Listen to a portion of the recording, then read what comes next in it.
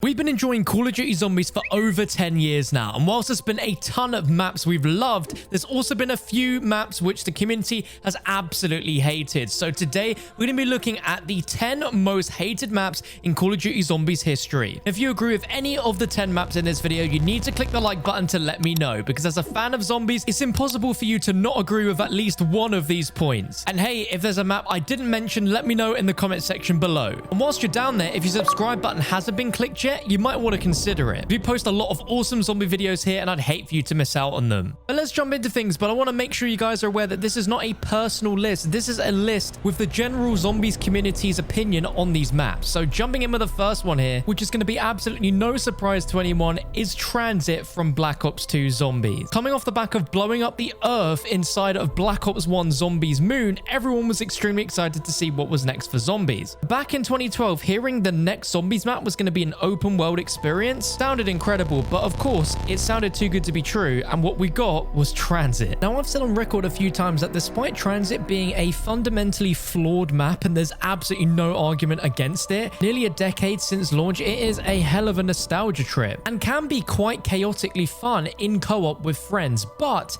this map is indeed extremely flawed. The map is absolutely gigantic, and it's so big that you have to use a bus to traverse across it. If you run out into any of the areas, you get attacked by denizens, which are the worst zombie types we've seen in a Treyarch map. You don't have to worry about traversing through fog. There's lava. You've got the Avogadro, which is just a terrible zombie boss that has no point. You've got the worst wonder weapon seen in any Treyarch zombies map ever, and you've got a ridiculously short and stupid Easter egg with some terrible steps. This map had so much potential, which unfortunately was never going to reach due to it being on such weak hardware. But it's crazy that a map that was hated so much on launch and throughout the years has now become like a cult classic, and it's probably one of the most exciting maps that zombie fans would want to see get remastered in a Zombie Chronicles 2. At its core, the gameplay on Transit is just awful, and that's why it's hated so much. Next up on the list is going to be a pretty surprising one since it's pretty recent, but this is going to be Alpha Omega for Black Ops 4 Zombies. Now, this is a Nuketown remake that fleshes out Nuketown, adds a load of stuff underground, and it's the quote-unquote Nuketown Zombies remake, which everyone has wanted since Black Ops 2. However, this map just did not hit in the way the community expected it to. The main focus of the map is that you have a computer called Rushmore, which you interact with and type in codes, and the map simply becomes keypad simulator as you're typing in codes every single round to try and do stuff, whether it's Easter egg steps or trying to activate other little parts of the map. It's a feature which I know a lot of people find extremely tedious. And overall, the gameplay on Alpha Omega was just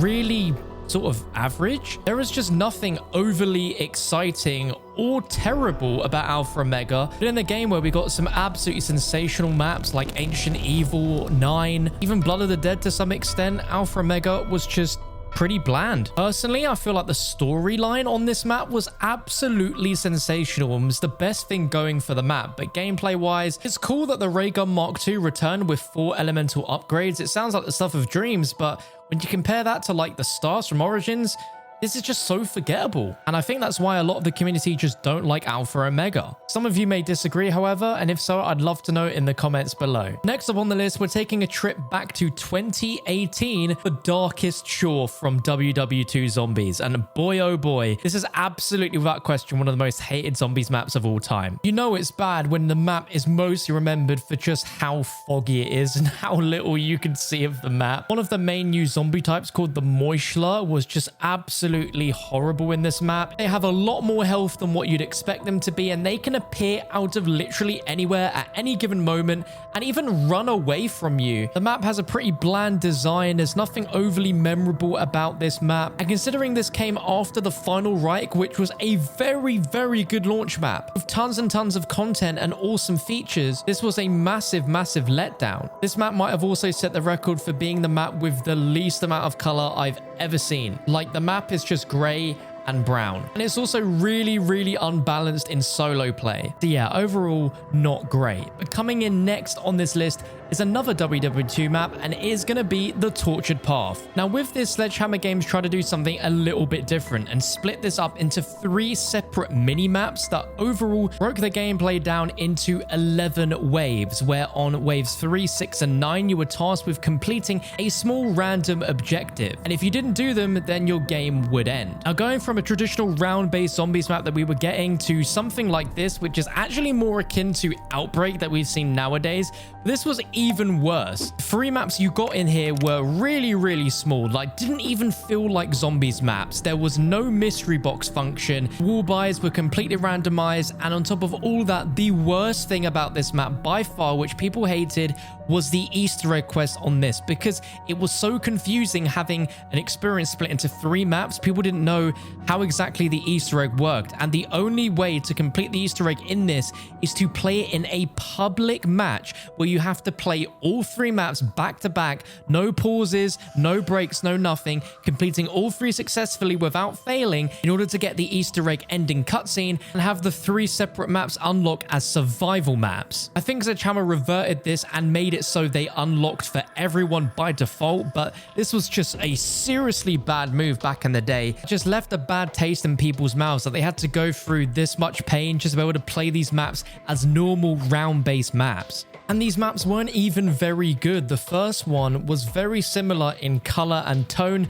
to what we got with the Darkest Shore, just minus the fog. Second one was on a boat, which had some really strange Easter egg steps like following a floating fish. And the final one was basically precursor to the final DLC for that game, and the only map to have a truly unique and separate boss fight that we hadn't seen before. But the Tortured Path is just so bland, it's so tedious, and a terrible execution at what seemed at the time to be a cool concept, but ended up being one of the most hated maps in zombies history. Coming up next was another terrible Treyarch Zombies map in Black Ops 2, and this is Die Rise. And I guarantee all of you watching except for Johnny J25 is going to agree here. After the atrocity that was Transit, we were really expecting Treyarch to hit a home run here, and Die Rise just did not deliver whatsoever. It is hated for many reasons, one of them being the fact that you can fall off this map so easily to your death in so many places. It's got a very complicated layout, far too complicated than what it needs to be. It takes a long time to set up and buy perks as you're waiting for them to appear in elevators. The Easter egg on this map, oh my god, don't get me started. It is atrocious. Like, I don't know what happened in the Treyarch department with Transit and Die Rise when it came to making Easter egg quests, but they were just absolutely awful. Plus, it's not an overly exciting map to look at, but I'll always have fond memories of this map just because of how nostalgic it is, as well as the Slickify Wonder Weapon being so fun to use, and it's definitely a unique map. It doesn't necessarily mean it's a great map, and just like Transit, it has a lot of flaws, but it can still be seen as quite an iconic, nostalgic map, even though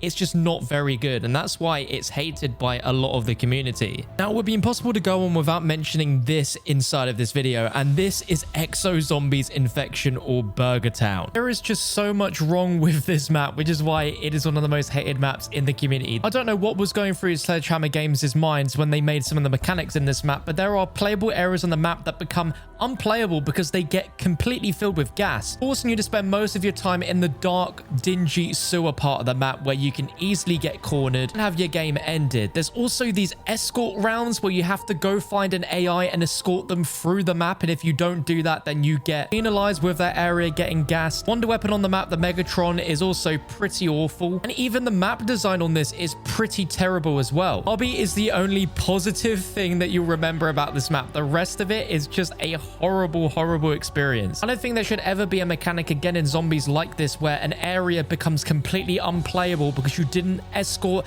an AI character across the map. Like, this is round-based zombies we're playing here. This is not some weird single-player game that just has zombies thrown in for good measure. Sticking with Exo Zombies, this next map, which is hated by the community, is Exo Zombies Carrier, the following DLC map from Burger Town. And you think that it would have learned from their mistakes and they would have made a better map. And in some ways, it's better than Burger Town, but it is still despised for many reasons. First being just the different amount of zombie types that you have introduced in this map, which are just awful. You've got these teleporting zombies which just appear out of thin air. That's something that people didn't like, on top of the already disliked zombie types like the EMZ zombies, but they also add EMZ dogs in this map. If escorting an AI wasn't bad enough, in this map they introduce a round where there are AI soldiers that shoot at you and you have to kill them all and disable a bomb search and destroy style. Now, never in zombies should there be an AI that can shoot back at you, and Treyarch have never made this mistake until Vanguard Zombies. Sledgehammer Games committed this in back in 2015, and there's no reason 6 years later to add an AI that shoots at you. It just doesn't add up. And also the Easter egg on this map is incredibly strange. Like, it's just, again, weird, and the map adds no real replay value. All in all, it combines a pretty strange map layout with a ton of pretty awful mechanics, and that's why this map is hated so much in the zombies community. We've only got 3 more maps to go in this video, and we're going towards Infinite Warfare Zombies here with Attack of the Radioactive Thing. Now,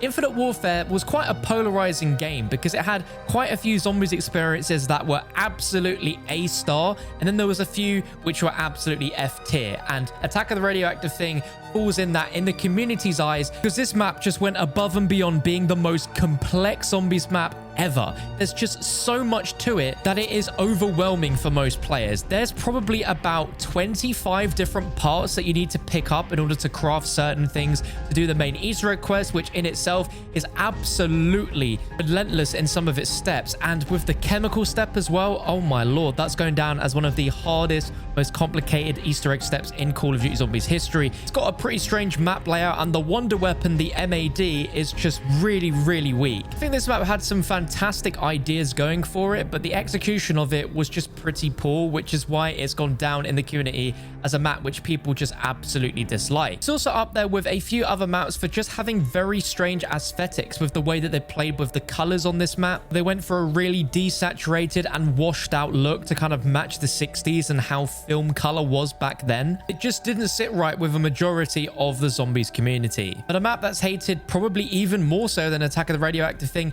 is Beast from Beyond, the final DLC map for Infinite Warfare Zombies. Now, this tried to bring back Extinction from Ghosts, which a lot of us were really excited to see. The execution was abysmal. This map also paired in a load of older zombie types from previous maps, such as the Kung Fu zombies from Shaolin Shuffle, which are the most frustrating zombies to fight against. These zombies can teleport to be right in front of you, just block your way and just one hit down you. It's just not fun. The gameplay wise for Beast from Beyond is pretty bland. It's got a very odd map layout which people didn't appreciate, and the boss fight as well, all you do is just fight a wave of cryptid rhinos. Don't get it twisted, what happens afterwards with the Mephistopheles boss fight, the super Easter egg with director's cut, is absolutely amazing and the only real saving grace of the Beast from Beyond. Like, there is no one that doesn't like director's cut. It is one of the best features we've ever seen in zombies, but it's a real shame that you have to go through the Beast from Beyond in order to unlock it. What should have been a completely incredible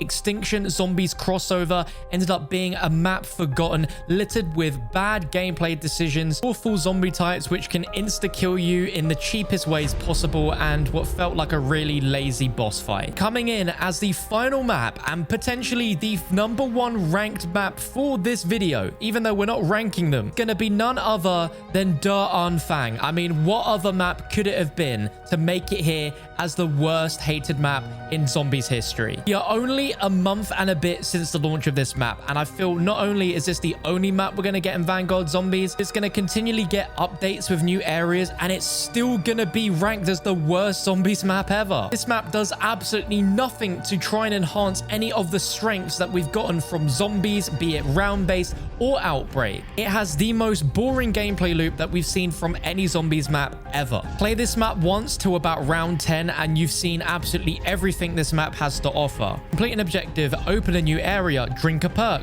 go open another area, drink another perk, upgrade your weapon, never hit the mystery box because there's nothing good in it, go complete the main Easter, oh wait, there isn't one. It is just the most soulless, lifeless map we've ever had in Treyarch history. It looks amazing. The backstory sounds genuinely amazing, and they're setting up a great story here. But unfortunately, as great as that all is, if the gameplay and the map is terrible, then it's not going to stand a chance. Might have had some terrible Treyarch maps over the years, like Transit and Darais, but at least you can play these maps and have some sort of fun. You go play Doranfang and you're bored out of your mind. I just don't know how they created such a dumbed down, boring map. Or even casual players would get bored of this. There's just no replay value there whatsoever. But maybe myself and you can watch back on this video in like 9 to 12 months time, where they might have done some drastic changes and updates and Doranfang might actually be good.